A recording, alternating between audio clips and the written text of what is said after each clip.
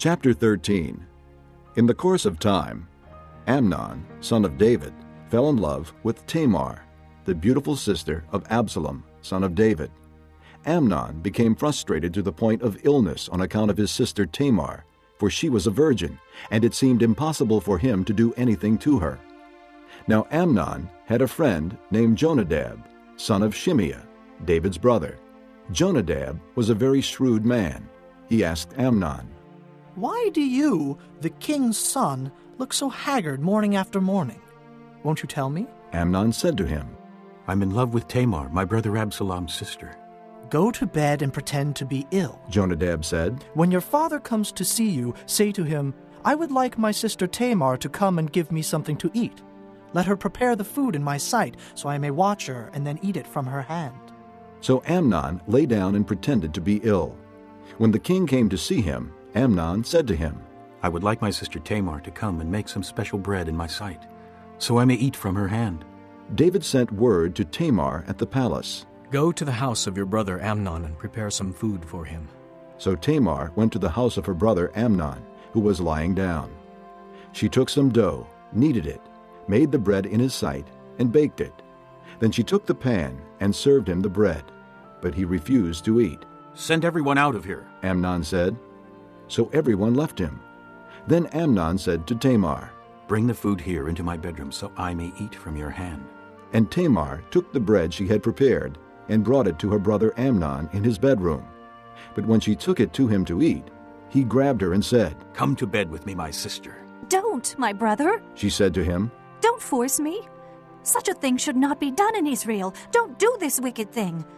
What about me? Where could I get rid of my disgrace? And what about you?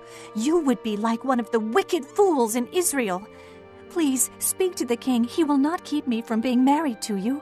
But he refused to listen to her, and since he was stronger than she, he raped her. Then Amnon hated her with intense hatred. In fact, he hated her more than he had loved her. Amnon said to her, Get up and get out. "No, She said to him, sending me away would be a greater wrong than what you have already done to me."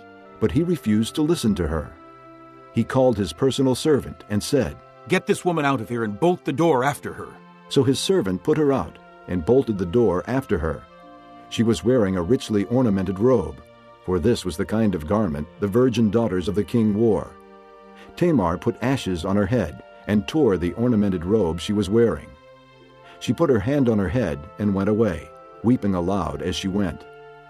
Her brother Absalom said to her, Has that Amnon, your brother, been with you? Be quiet now, my sister. He is your brother. Don't take this thing to heart. And Tamar lived in her brother Absalom's house, a desolate woman. When King David heard all this, he was furious. Absalom never said a word to Amnon, either good or bad. He hated Amnon because he had disgraced his sister Tamar. 2 years later, when Absalom's sheep shearers were at Baal-Hazor near the border of Ephraim, he invited all the king's sons to come there. Absalom went to the king and said, Your servant has had shearers come. Will the king and his officials please join me? No, my son. The king replied. All of us should not go. We would only be a burden to you. Although Absalom urged him, he still refused to go, but gave him his blessing. Then Absalom said, If not, please let my brother Amnon come with us. The king asked him, Why should he go with you? But Absalom urged him, so he sent with him Amnon and the rest of the king's sons. Absalom ordered his men, Listen, when Amnon is in high spirits from drinking wine, and I say to you, Strike Amnon down, then kill him. Don't be afraid. Have not I given you this order? Be strong and brave. So Absalom's men did to Amnon what Absalom had ordered. Then all the king's sons got up, mounted their mules, and fled. While they were on their way, the report came to David. Absalom has struck down all the king's sons. Not one of them is left. The king stood up, tore his clothes, and lay down on the ground, and all his servants stood by with their clothes torn.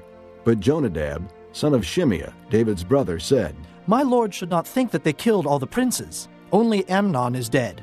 This has been Absalom's expressed intention ever since the day Amnon raped his sister Tamar. My lord the king should not be concerned about the report that all the king's sons are dead. Only Amnon is dead." Meanwhile, Absalom had fled. Now the man standing watch looked up and saw many people on the road west of him, coming down the side of the hill. The watchman went and told the king. "I see men in the direction of Horonaim, on the side of the hill." Jonadab said to the king, "See, the king's sons are here. It has happened just as your servant said." As he finished speaking, the king's sons came in, wailing loudly. The king, too, and all his servants wept very bitterly. Absalom fled and went to Talmai, son of Ammihud, the king of Geshur.